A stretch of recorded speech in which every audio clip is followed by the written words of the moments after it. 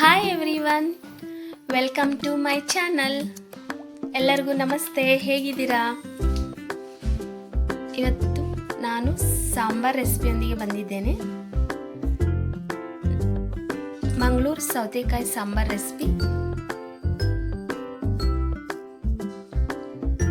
ಇದನ್ನು ಹೇಗೆ ಮಾಡೋದು ಅನ್ನೋದ್ರ ಬಗ್ಗೆ ನಾನು ಡೀಟೇಲ್ ಆಗಿ ಹೇಳ್ತಾ ಹೋಗ್ತೇನೆ. ಫಸ್ಟು ಸೌತೆಕಾಯಿನ ತೊಳೆದು ಸಣ್ಣದಾಗಿ ಕಟ್ ಮಾಡಿ ಇಟ್ಕೊಂಡಿದ್ದೀನಿ. ಹಾಗೆ ಒಂದು 2-3 ಟೊಮೊಟೊಸನ್ನು ಸಹ ಕಟ್ ಮಾಡಿ ಇಟ್ಕೊಂಡಿದ್ದೀನಿ. ಹಾಗೆ ಒಂದು ಸಣ್ಣ ಈರುಳ್ಳಿಯನ್ನು ಕಟ್ ಮಾಡಿ ಇಟ್ಕೊಂಡಿದ್ದೀನಿ. ಹಾಗೆ 2-3 ಹಸಿಮೆಣಸಿನ್ಕಾಯಿನೂ ಸಹ ತೊಗೊಂಡಿದ್ದೀನಿ. ಇದನ್ನೆಲ್ಲ ಬಿಫೋರ್ ಒಂದು 4 ಗ್ಲಾಸ್ ನೀರನ್ನು ಕುದೀತಿರುತ್ತಲ್ಲ ಆವಾಗ ನಾವು ಈ ಕಟ್ ಮಾಡಿರುವ ಎಲ್ಲ ತರಕಾರಿಗಳನ್ನು ಇದಕ್ಕೆ ಸೇರಿಸ್ಕೋಬೇಕು. ನೀರು ಕುದೀತಾ ಇರಬೇಕು, ಅವಾಗೆ ಸೇರಿಸ್ಕೊಳ್ಳಿ. ನಂದು ನೀರು ಕುದೀತಾ ಇತ್ತು, ಫ್ಲೇಮ್ ಸ್ಲೋ ಮಾಡಿ ಇದಕ್ಕೆ ಸ್ವಲ್ಪ ಕುದಿಯೋ ವಿಡಿಯೋ ಬಂದಿಲ್ಲ.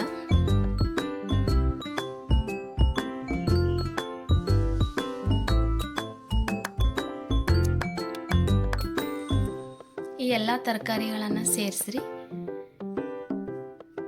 ನಾವು ಈ ಸಾಂಬಾರ್ ಟೇಸ್ಟ್ ನಾವು ಟೆಂಪಲ್ಸಿಗೆಲ್ಲ ಹೋದಾಗ ಊಟ ಮಾಡ್ತೀವಲ್ವ, ಆ ಫ್ಲೇವರ್ಸ್ ಈ ಸಾಂಬಾರಲ್ಲಿರುತ್ತೆ. ಯೂಶಲಿ ನಾವೆಲ್ಲ ಟೈಮ್ ಇಲ್ಲ ಅಂದಾಗ ಏನು ಮಾಡ್ತೀವಿ, ಬೇಳೆ ತೊಳಿತೀವಿ, ಅದಕ್ಕೆ ನಾವು ತರಕಾರಿ ಎಲ್ಲ ಹಾಕಿ ವಿಸಿಲ್ ಹಾಕಿ ಮಸಾಲೆ ಹಾಕಿಬಿಡ್ತೀವಿ. ಟೇಸ್ಟ್ ಸ್ವಲ್ಪ ಚೇಂಜ್ ಇರುತ್ತೆ. ನಾವು ಸ್ವಲ್ಪ ಮೊದಲು ನೀರು ಕುದಿಸಿ ಆಮೇಲೆ ವೆಜಿಟೇಬಲ್ಸ್ ಹಾಕೋದ್ರಿಂದ ಸ್ವಲ್ಪ ಸಾಂಬಾರ್ ಟೇಸ್ಟ್ ಡಿಫ್ರೆಂಟ್ ಆಗುತ್ತೆ, ತುಂಬ ಚೆನ್ನಾಗಿರುತ್ತೆ. ಇದಕ್ಕೆ ಸ್ವಲ್ಪ ಅರಿಶಿನ ಪುಡಿಯನ್ನು ಸೇರಿಸ್ಬೇಕು. ಹಾಗೆ ರುಚಿಗೆ ತಕ್ಕಷ್ಟು ಉಪ್ಪನ್ನು ಸಹ ಸೇರಿಸ್ಕೋಬೇಕು.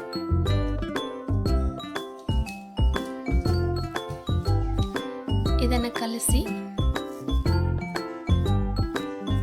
ಇದನ್ನು ಒಂದು 5 to 8 ಮಿನಿಟ್ಸನ್ನು ಬಾಯ್ಲ್ ಆಗ್ಲಿಕ್ಕೆ ಬಿಡಿ. ಅಂದರೆ ಅದು ತರಕಾರಿ ಎಲ್ಲ ಸರಿಯಾಗಿ ಬೇಯಬೇಕಲ್ಲ. ಒಂದು ಹಾಫ್ ಬಾಯ್ಲ್ ಆದರೂ ಪರವಾಗಿಲ್ಲ, ಯಾಕಂದರೆ ನಾವು ಮಸಾಲೆ ಹಾಕಿದಾಗ ಹಾಗೆ ಕುದಿರೋ ಬೇಳೆಯನ್ನು ಹಾಕಿದಾಗೂ ಸಹ ಒಂದು 5 ನಿಮಿಷ ಬೇಯಲಿಕ್ಕೆ ಬಿಡ್ತೀವಲ್ಲ, ಆವಾಗ ಅದು ಸರಿಯಾಗಿ ಬೆಂದ್ಕೊಳ್ಳುತ್ತೆ. ಈಗ 5 ಅಥವಾ 7 ನಿಮಿಷದವರೆಗೆ ನೀವು ಇದನ್ನು ಸರಿಯಾಗಿ ಬೇಯಿಸಬೇಕು. ಇದನ್ನು ಹೈ ಫ್ಲೇಮ್ ಇಟ್ಕೊಂಡು ಒಂದು ಪ್ಲೇಟನ್ನು ಮುಚ್ಚಿ 5 ನಿಮಿಷ ಹಾಗೆ ಬಿಡಿ.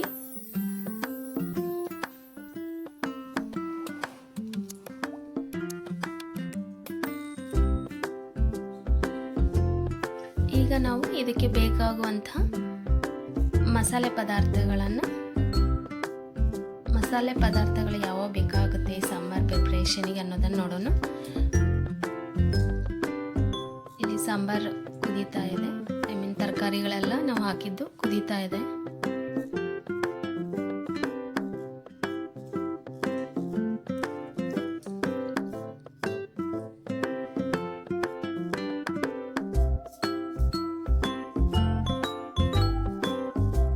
ನಾನಿಲ್ಲಿ ಖಾರಕ್ಕೆ ತಕ್ಕ ಹಾಗೆ, ಅಂದರೆ ಇದು ಬೇಡಿಗೆ ಮೆಣಸಿನಕಾಯಿ ಆಗಿರೋದ್ರಿಂದ ನಾನು ಸ್ವಲ್ಪ ಜಾಸ್ತಿ ತೊಗೊಂಡಿದ್ದೀನಿ. ಖಾರ ಇರಲ್ಲ, ನೀವು ರುಚಿಗೆ ನೋಡಿ ಹಾಕ್ಕೊಳ್ಳಿ. ಹಾಗೆ ಒಂದು 3 ಟೇಬಲ್ ಸ್ಪೂನ್ ಧನಿಯಾ ಹಾಕ್ಕೊಳ್ಳಿ, 1 ಟೇಬಲ್ ಸ್ಪೂನ್ ಜೀರಿಗೆ ಹಾಕ್ಕೊಳ್ಳಿ, ಹಾಗೆ ಸ್ವಲ್ಪ ಮೆಂತ್ಯ ಹಾಕ್ಕೊಳ್ಳಿ. ಇಷ್ಟನ್ನು ಸ್ವಲ್ಪ ಆಯಿಲ್ ಹಾಕಿ ಸರಿಯಾಗಿ ಹುರ್ಕೋಬೇಕು. ಇಲ್ಲಿ ನಾನು ಬೇಳೆಯನ್ನು ಕುದಿಲಿಕ್ಕೆ ಇಟ್ಟಿದ್ದೀನಿ, ಅಂದರೆ ನೈಟ್ ಬಿಫೋರು ಬೇಳೆನ ನೆನೆಸಿಟ್ಟಿದ್ದೆ. ಈಗ ಡೈರೆಕ್ಟ್ ಸ್ವಲ್ಪ ಎಣ್ಣೆ ಅರಿಶಿನ ಪುಡಿ ಹಾಕಿ ಅದನ್ನು ಕುದಿಲಿಕ್ಕೆ ಇಟ್ಟಿದ್ದೆ. ಅದನ್ನು 2-3 ವಿಸಿಲ್ಲು ಹಾಕ್ಸ್ಕೋಬೋದು ಕುಕ್ಕರಲ್ಲಿ, ಅಂದರೆ ಸ್ವಲ್ಪ ಟೇಸ್ಟ್ ಡಿಫ್ರೆಂಟ್ ಇರುತ್ತೆ ಈ ಥರ ಬಾಯ್ಲ್ ಮಾಡಿ ಸಾಂಬಾರು ಮಾಡೋದ್ರಿಂದ. ಹಾಗಾಗಿ ನಾನು ಸಾಂಬಾರ ಬೇಳೆನ ಕುದಿಸಿನೇ ಸಾಂಬಾರಿಗೆ ಸೇರಿಸ್ತೇನೆ. ಹಾಗೆ ಇಲ್ಲಿ ಎಲ್ಲ ಮಸಾಲೆ ಪದಾರ್ಥಗಳನ್ನು ಎಣ್ಣೆಯಲ್ಲಿ ಸರಿಯಾಗಿ ಹುರ್ಕೋಬೇಕು.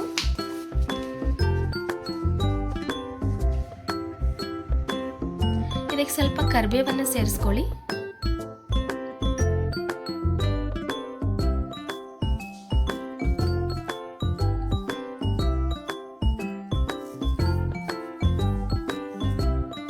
ಹಾಗೆ ಒಂದು ಅರ್ಧ ಚಿಪ್ ಕೊಬ್ಬರಿಯನ್ನು ಸರಿಯಾಗಿ ತುರಿದು ಇದಕ್ಕೆ ಸೇರಿಸ್ಕೊಳ್ಳಿ. ಇದನ್ನು ಸಹ ಲೋ ಫ್ಲೇಮಲ್ಲೇ ಮಸಾಲೆಯನ್ನು ಸರಿಯಾಗಿ ಹುರಿಬೇಕು. ಲೋ ಫ್ಲೇಮಲ್ಲೇ ಉರಿಯೋದ್ರಿಂದ ಸಾಂಬಾರ್ ಟೇಸ್ಟ್ ಚೆನ್ನಾಗಿ ಬರುತ್ತೆ. ಹೈ ಫ್ಲೇಮ್ ಇಡ್ಲಿಕ್ಕೆ ಹೋಗಬೇಡ್ರಿ.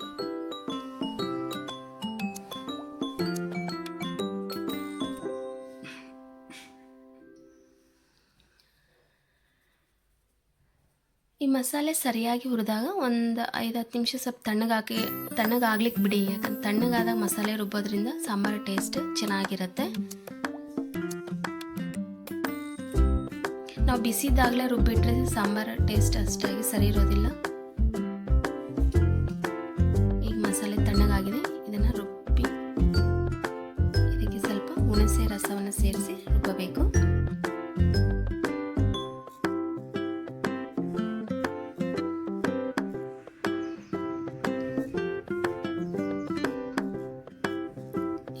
ಇದಕ್ಕೆ ಸ್ವಲ್ಪ ನೀರನ್ನು ಸಹ ಸೇರಿಸ್ಕೊಳ್ಳಿ. ಇನ್ನು ಸ್ವಲ್ಪ ಹೆಚ್ಚು ನುಣ್ಣಗೆ ರುಬ್ಬಿ, ಇಷ್ಟು ನುಣ್ಣಗಾದಾಗ ನೀವು ಹುಣಸೆ ರಸವನ್ನು ಸೇರಿಸಿ. ಹುಣಸೆ ರಸ ನೋಡಿ ಹಾಕ್ಕೊಳ್ಳಿ, ಯಾಕಂದರೆ ನೀವು ತರಕಾರಿಯಲ್ಲಿ ಟೊಮೊಟೊಸ್ ಹಾಕಿದರೆ ಟೊಮೊಟೊಸಲ್ಲಿ ಸಹ ಹುಳಿ ಅಂಶ ಇರೋದ್ರಿಂದ ಹುಣಸೆ ರಸನ ನೋಡಿ ಹಾಕ್ಕೊಳ್ಳಿ.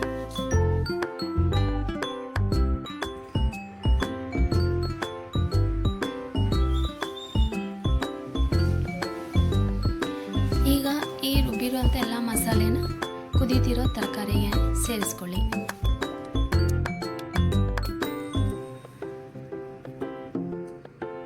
ಹಾಗೆ ಸ್ವಲ್ಪ ನೀರನ್ನು ಸಹ ನೀವು ನೋಡಿ ಕ್ವಾಂಟಿಟಿ ಎಷ್ಟು ಬೇಕು ಅಷ್ಟು ಪ್ರಮಾಣದಲ್ಲಿ ನೀರು ಸೇರಿಸ್ಕೊಳ್ಳಿ. ಯಾಕಂದರೆ ಬೇಳೆಯಲ್ಲೂ ಸಹ ನೀರಿರುತ್ತೆ. ಈಗ ಕುದ್ದಿರೋ ಬೇಳೆನೂ ಸಹ ಇದಕ್ಕೆ ಸೇರಿಸಬೇಕು. ಸ್ವಲ್ಪ ನೀರು ನೀವು ಅಡ್ಜಸ್ಟ್ಮೆಂಟ್ ನೋಡಿ ಸೇರಿಸ್ಕೊಳ್ಳಿ. ಯಾಕಂದರೆ ನೀವು ಎಷ್ಟು ಜನ ಇರ್ತೀರೋ ಅದ್ರ ಮೇಲೆ ನೀರು ಡಿಪೆಂಡು. ಸಾಂಬಾರು ಪ್ರಮಾಣ ಅಷ್ಟು ನಾನು 4 ಗ್ಲಾಸ್ ಮೊದಲು ಕುದಿಲಿಕ್ಕೆ ಇಟ್ಟಿದ್ದೆ. ಆಮೇಲೆ ಸ್ವಲ್ಪ ಖಾರ ಮಿಕ್ಸಿಯಲ್ಲಿ ಖಾರ ಎಲ್ಲ ರುಬ್ಬಿ ಹಾಕಿದಾಗ, ನಾವು ಖಾರ ಎಲ್ಲ ತೊಳೆದು ಹಾಕಿದಾಗ ಹೆಚ್ಚು ನೀರು ಹಾಕಿದ್ವಿ.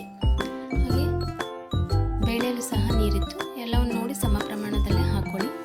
ಹೆಚ್ಚು ನೀರಾದರೂ ಸರಿಯಾಗಿರೋದಿಲ್ಲ, ತುಂಬ ನೀರಾದರೆ ಟೇಸ್ಟ್ ಇರೋದಿಲ್ಲ. ಹಾಗೆ ರುಚಿಗೆ ತಕ್ಕಷ್ಟು ಇಲ್ಲಿ ಉಪ್ಪು ಸೇರಿಸ್ಕೊಳ್ಳಿ. ಹಾಗೆ ಸ್ವಲ್ಪ ಬೆಲ್ಲವನ್ನು ಸಹ ಸೇರಿಸ್ಕೊಳ್ಳಿ.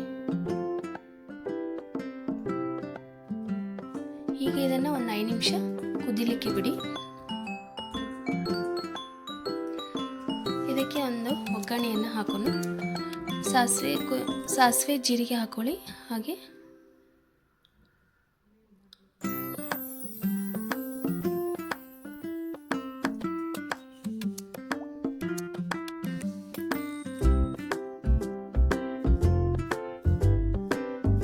ಒಣಮೆಣಸಿನ್ಕಾಯಿ ಹಾಕೊಳ್ಳಿ, 1 ಅಥವಾ 2 ಹಾಕೊಳ್ಳಿ. ಹಾಗೆ ಸ್ವಲ್ಪ ಕರಿಬೇವನ್ನು ಸೇರಿಸಿ.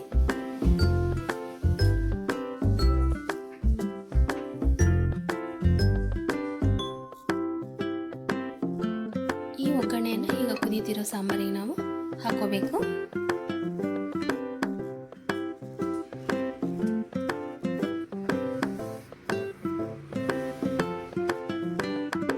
ಒಮ್ಮೆ ಟ್ರೈ ಮಾಡಿ. ಮೊದಲು ತರಕಾರಿಯನ್ನು ನೀರಲ್ಲಿ ಬಾಯ್ಲ್ ಮಾಡಿ ಆಮೇಲೆ ಸಾಂಬಾರು ಮಾಡೋದ್ರಿಂದ ಸ್ವಲ್ಪ ಟೇಸ್ಟ್ ಡಿಫ್ರೆಂಟ್ ಆಗಿರುತ್ತೆ. ಡಿಫ್ರೆಂಟ್ ಅಂದರೆ ತುಂಬಾ ಟೇಸ್ಟಿಯಾಗಿರುತ್ತೆ ನನ್ನ ಪ್ರಕಾರ. ಈಗ ನಮ್ಮ ಮನೆಯವರಿಗೆ ಹಾಗೆ ನನ್ನ ಮಗನ ಟೇಸ್ಟ್ ನೋಡ್ಲಿಕ್ಕೆ ಕೊಟ್ಟಿದ್ದೆ. Ready to serve.